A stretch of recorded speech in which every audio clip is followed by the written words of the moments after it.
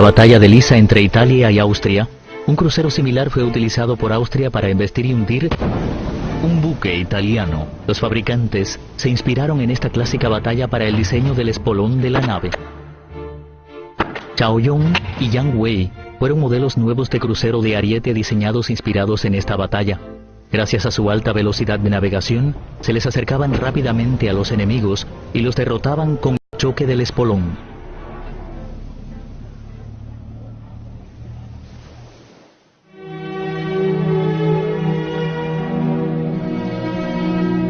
Para construir una armada de nivel avanzado lo antes posible, el gobierno de Qin seguía persiguiendo los últimos diseños de buque en el mundo.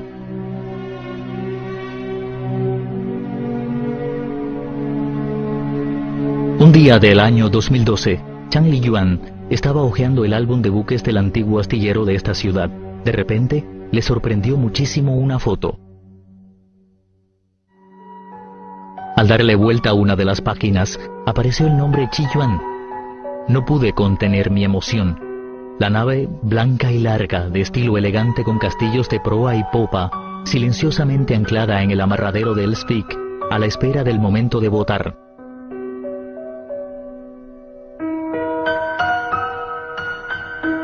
Esta nave pequeña nació a orillas del río Tyne y los marineros de Qin subieron a su cubierta, atravesaron el océano de regreso a China y finalmente llegaron a su destino, Tatongkou.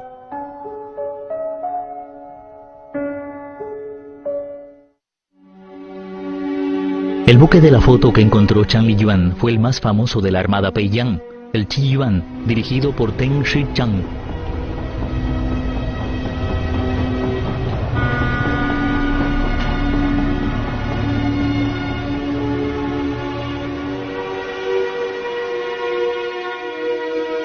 En Newcastle se conservan muchos documentos históricos valiosos.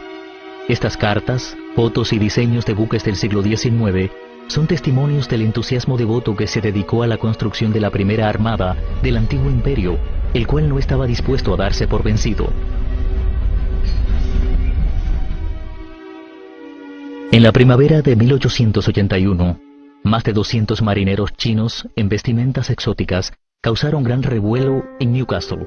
Un miembro de la delegación, Chi Chung-yu, escribió todas sus experiencias en Inglaterra y publicó el diario del viaje al occidente. En los fines de semana, casi 1000 habitantes nativos vienen a la orilla para ver el buque. El número es tan grande que hay atascos. Los policías deben disipar a la multitud. Debido al retraso de la obra, más de 200 soldados permanecieron 3 meses en esta importante ciudad industrial, en medio del rugir de las máquinas. Durante esos 3 meses, se encontraron con cosas que nunca habían visto en su vida. En el diario del viaje al occidente, Chi Chung-yu anotó dichos descubrimientos: el tren, el teléfono, el correo, las farolas, el abastecimiento de agua, el ayuntamiento, el museo, el zoológico, el circo. Pero existieron otros asombros: el sistema penal, la educación obligatoria, la política de bienestar para los discapacitados. Todos estos sistemas totalmente diferentes a los de China también aparecen en el diario. En caso de disputa legal no se permite el interrogatorio con torturas. Necesitan pruebas y testimonios para interrogar a los sospechosos, buscan y sentencian con base en evidencia. Establecen escuelas en cada poblado. Todos los jóvenes, ya sean chicos o chicas, pobres o ricos, deben recibir la educación obligatoria y pagar al profesor lo que pueden. Se multa a las familias de aquellos que se niegan a ir a la escuela. A los discapacitados los cuida el gobierno en el sanatorio. Tras su visita de 3 meses, Chi Chung-yu escribió La discusión de la Armada de 7 provincias.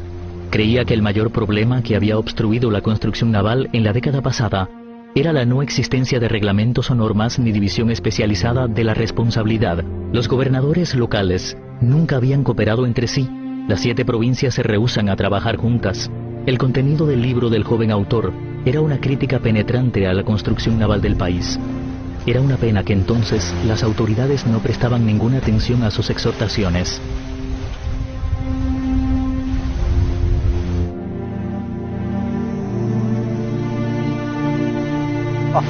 Durante los 3 meses de espera, Yuan Peifu y Ku Shi-tung 2 de los marineros chinos fallecieron en el extranjero y fueron enterrados en el cementerio público de St. John, Newcastle. 这3个里面有2是接收2位手，但是这个墓已经倒。这个也是接收支援的，是。En el cementerio, los alaúdes de los 2 marineros chinos se yerguen hacia la dirección contraria de los demás. Es la dirección hacia su patria.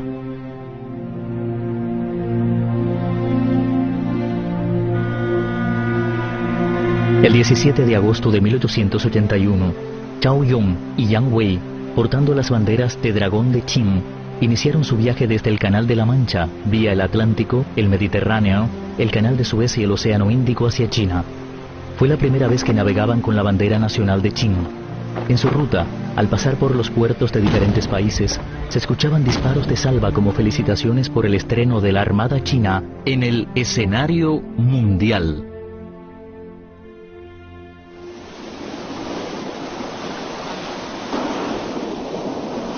Cinco años después de la salida de Chao Yong y Yang Wei, también en la rampa del astillero de Newcastle, apareció un crucero llamado Naniwa, construido para Japón.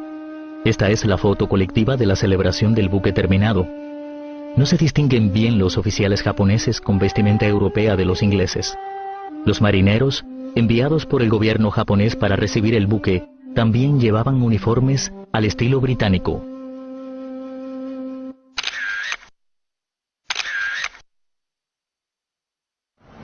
Para los japoneses, Newcastle no era una ciudad desconocida. En 1862, el diario de Newcastle ya reportaba la noticia de la visita de la delegación japonesa a Newcastle. Eso significa que desde el periodo del shogunato, los japoneses habían estado en este centro industrial del norte de Inglaterra. La misión de la delegación japonesa fue establecer relaciones amistosas con Inglaterra y Francia, pero también esperaban conseguir conocimientos sobre la revolución industrial, especialmente en cuanto a la industria manufacturera. Esto fue un hecho bastante sorprendente, ya que Japón era un país con 300 años de segregación. La delegación del shogunato investigó los detalles de la explotación, el procesamiento y la comercialización del carbón. 10 años después, en 1872, reapareció la noticia de una delegación japonesa en el mismo periodo, aunque el shogun ya no existía. La visita de la misión Iwakura, representando al gobierno Meiji, fue de gran importancia e influencia en la historia moderna de Japón. Se dividieron en muchos grupos para visitar diferentes países occidentales y conocer a fondo las nuevas reglas del juego. El jefe del grupo para Newcastle fue el futuro primer ministro de Japón, Ito Hirobumi. El contenido principal de su visita fue observar la producción de armas del arsenal Elsvik. Nombraron el cañón Armstrong, que compraron ahí, como el primer héroe de la restauración Meiji. Los visitantes están muy interesados por la tranca moderna del cañón. Con su ingenioso diseño, un experto puede completar todo el proceso de abrir y cerrar en solo 15 segundos.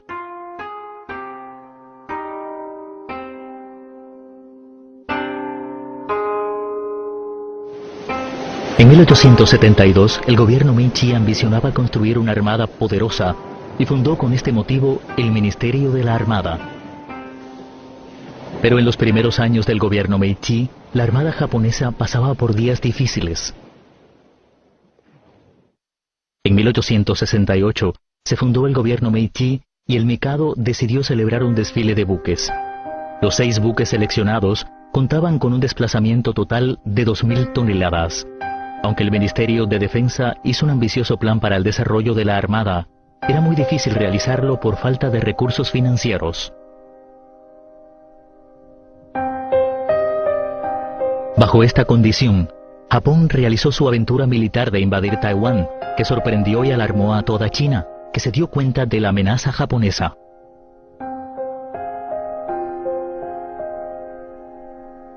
La victoria del ataque a Taiwán alentó a Japón. Pronto pusieron en marcha el plan de expansión de la Armada. Al año siguiente, aunque tenían un presupuesto limitado, el gobierno Meiji invirtió una gran suma de dinero para comprar 3 grandes buques a Inglaterra, el Fuso, el King Kong y el Hee-ei. Con un desplazamiento de 3.000 toneladas cada uno, los buques estaban equipados con un cinturón de armadura desde 3 hasta 9 pulgadas en la línea de flotación. Eran conocidos como acorazados de segunda categoría. En comparación con los barcos Mosquito que compró China en el mismo periodo, y con su actitud defensiva, el contraste era evidente.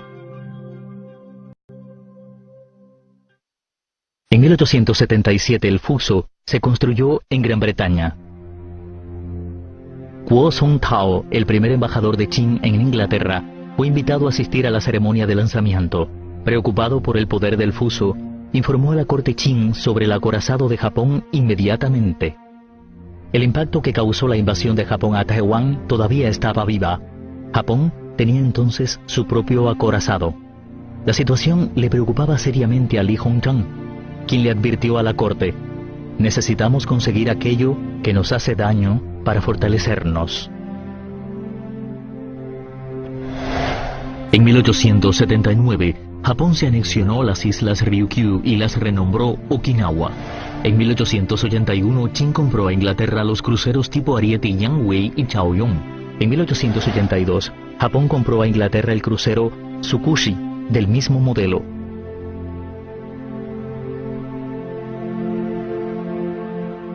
Al mismo tiempo, China y Japón intentaron iniciar su industria de fabricación de buques.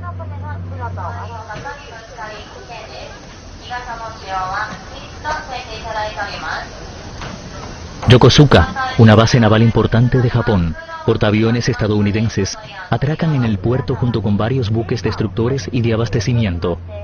Esta es la mayor base naval de Estados Unidos en Asia, también una de las principales bases de las fuerzas de autodefensa de Japón. La predecesora de la base fue la herrería Yokosuka, construida durante el periodo del shogunato en 1865. Como el Buró de Construcción Naval de Fujian de China, también fue construida con la ayuda de los técnicos franceses. En 1876, en Yokosuka, nació Gambiru, el primer buque construido por los japoneses con un desplazamiento de 890 toneladas. En ese momento, el Wannian-Qing, el primer buque construido por el Buró de Construcción Naval de Fujian de China, había navegado por 8 años, y el Yangwu, el primer crucero chino con desplazamiento de 1.560 toneladas, llevaba 5 años de haber sido terminado. 10 años después, en 1882, en el astillero de Yokosuka, se construyó un buque del mismo tipo, el Haemen. China y Japón decidieron atraer a los técnicos de Francia a su país para desarrollar la construcción naval al mismo tiempo. La industria naval de China había sido superior durante un periodo.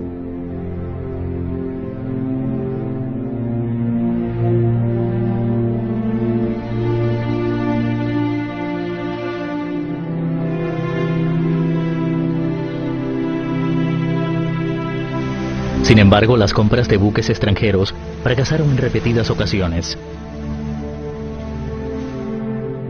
En 1877, Japón compró 3 acorazados de segunda categoría. Toda China sintió la amenaza. En 1879, el ministro de Comercio de Nanyang, director del Buró de Construcción Naval de Fujian, Chen Baozheng, abandonó el mundo, dejando sus últimas palabras llenas de pena. Nunca olvidaré ni cuándo ni cómo fueron las compras inconclusas de acorazados. Mi opinión humilde y sincera es que estos buques son indispensables y que no podemos subestimar a los japoneses.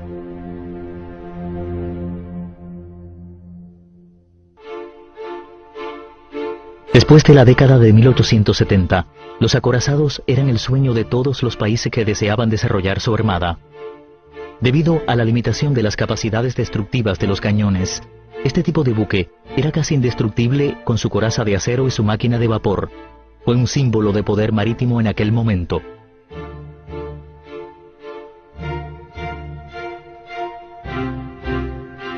Según el criterio de aquel entonces, los que poseían un desplazamiento de más de 5 o 6.000 toneladas se consideraban acorazados de primera categoría, los de 3.000 toneladas o menos de segunda categoría. Aunque los 3 acorazados que compró Japón en 1877 eran de segunda categoría, ya sobrepasa a China, que todavía no disponía de acorazados. En 1880, en su carta a la Oficina de Asuntos Exteriores, Li Hongzhang expresó su sentimiento de pena debido a que la Corte no había hecho nada por agilizar las compras de acorazados desde la gran discusión de la defensa costera de 1874. Es la hora crítica de la defensa costera y aún no podemos llegar a un acuerdo. Todas las discusiones de los últimos años han sido en vano. Todo el mundo se ríe de nosotros. Si perdemos esta oportunidad, no obtendremos otra. Nunca tendremos acorazados, ni alcanzaremos el autofortalecimiento. Debido a las reclamaciones de funcionarios como Li Hongchang y Shen Baocheng y a las amenazas exteriores como la invasión japonesa a Taiwán, sus compras de acorazados, la anexión de Ryukyu y los disturbios de la frontera ruso-china, la corte de Qing decidió reiniciar su plan aplazado de compra de acorazados. Entregó mensajes cifrados a Li Hongchang para que comprara 2 acorazados del extranjero.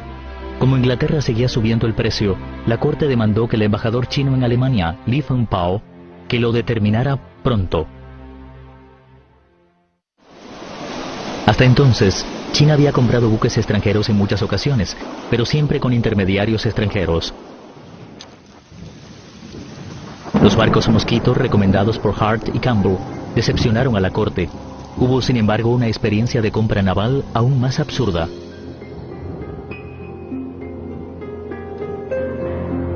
En 1862, el gobierno de Qing encargó al predecesor de Hart, el primer director general de la División de Impuestos de la Aduana China, Horatio Nelson Ley, la compra de buques y el reclutamiento de marinos. Inesperadamente, esta flota compuesta por 6 cañoneros, cuya construcción costó 800.000 taeles de plata, fue apropiada por Ley para servir a Inglaterra. El gobierno de Qing decidió cancelar la plantilla de la flota con enojo, argumentando que el poder militar chino no se puede poner en las manos de otros. No obstante, en aquel momento, no había nadie que pudiera sustituir a Ley para hacer las compras. El autofortalecimiento era todavía un sueño.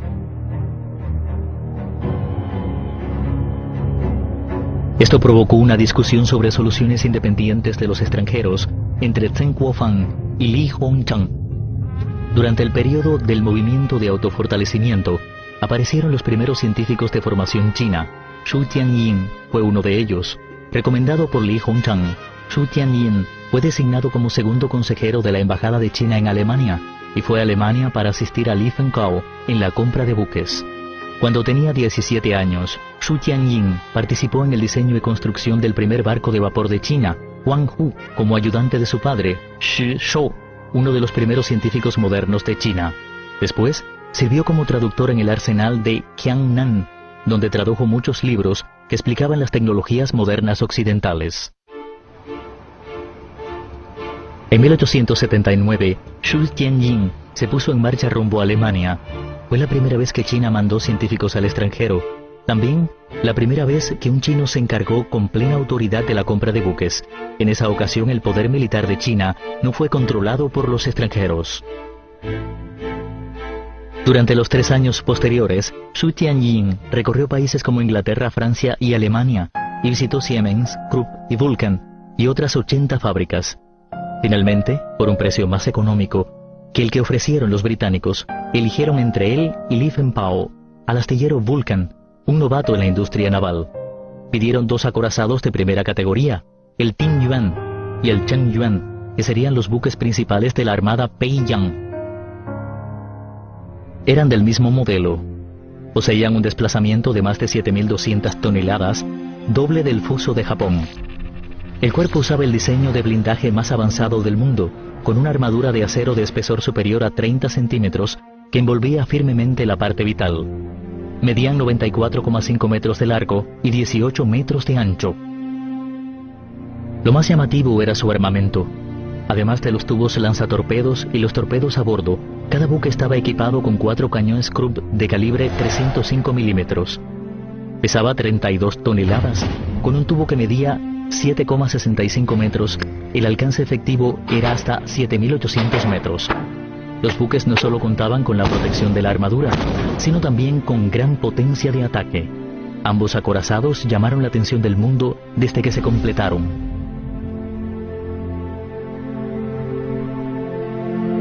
Los 2 buques tenían casi exactamente el mismo aspecto. La única diferencia eran los nombres incrustados en la ornamentación, el tótem del dragón y Pomoea en ambos extremos de cada buque, era el símbolo del emperador que mostraba las esperanzas ardientes del gobierno de Qing. Durante la construcción del buque Tingyuan, Liu Puchang, quien había practicado en los buques británicos, fue asignado como supervisor. Vio todo el proceso desde que el navío fue diseñado hasta que fue botado. Se convirtió en el capitán de Tingyuan cuando tenía 32 años, uniendo así su destino al del buque. Se completó la construcción de Tingyuan y Chengyuan en 1882, pero antes de que fueran entregados a China, estalló la guerra sino-francesa. Como Alemania se declaraba neutral, no permitió el regreso a China de ambos buques, por lo tanto no lograron participar en el primer combate naval después de 10 años de espera.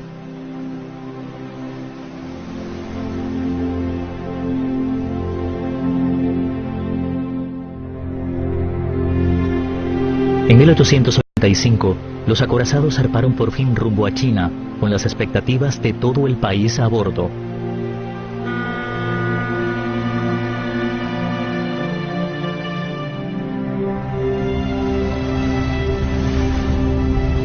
Para formar una armada imponente, además de los dos acorazados Tingyuan y Chengyuan, el gobierno de Qing compró a Inglaterra y Alemania 3 cruceros recubiertos, Yiyuan, Zhiyuan y Qingyuan, y 2 cruceros armados, Qingyuan y Laiyuan.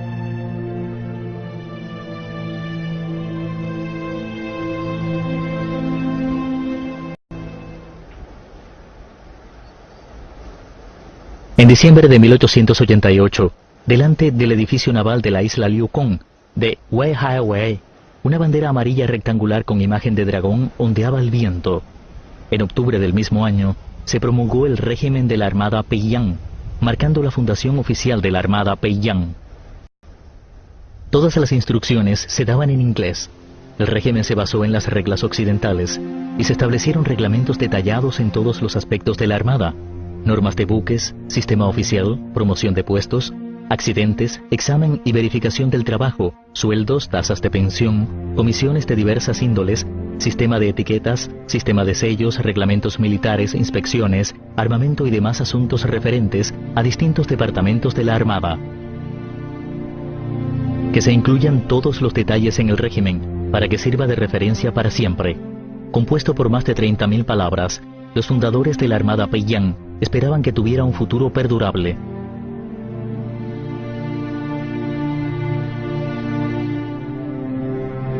En 1888 se fundó la Armada Peiyang. Esta nueva armada tenía una plantilla de 4.000 soldados, con 25 buques de guerra, entre los cuales había 2 acorazados, 7 cruceros, 6 cañoneras, 6 torpederos, 3 buques de entrenamiento y 1 para transporte, superando a Japón no solo en escala, sino también en fuerza.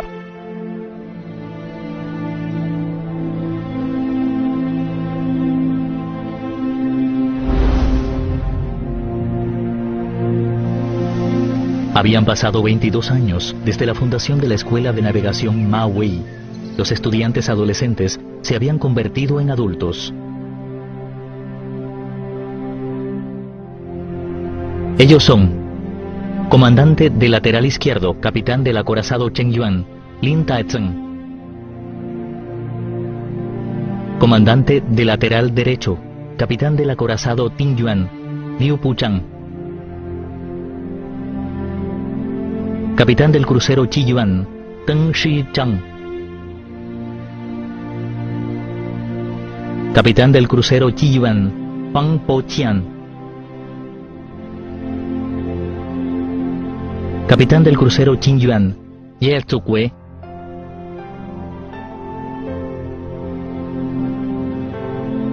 Capitán del crucero Qingyuan, Lin Yongsheng.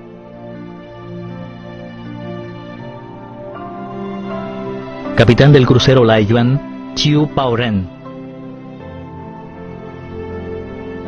Capitán del crucero Chaoyong, Huan Jianshen.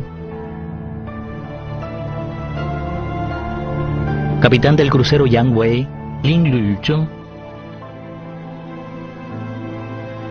Capitán del buque para ejercicios Wei Yuan, Lin Yingqi.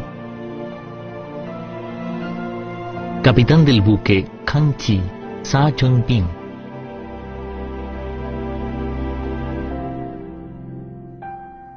El almirante de la Armada fue Tin Ruchang, general de fuerzas terrestres de 52 años, cuyo superior inspector fue el ministro de Peiyang, Li Hongchang.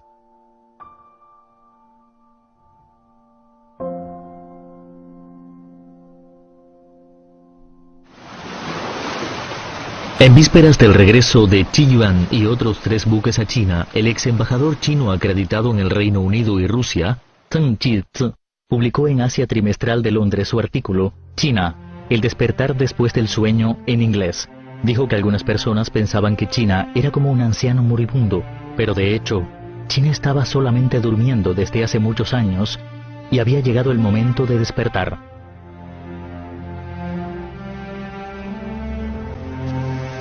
Desde la gran discusión de la defensa costera, los promotores del movimiento de autofortalecimiento se habían esforzado durante más de 10 años para impulsar la defensa costera. Ese sueño, en aquel momento de la historia, parecía haberse convertido en una realidad. Se creía que después de todas las dificultades que experimentó, esta armada se convertiría en la salvadora que le traería la gloria perdida al antiguo imperio.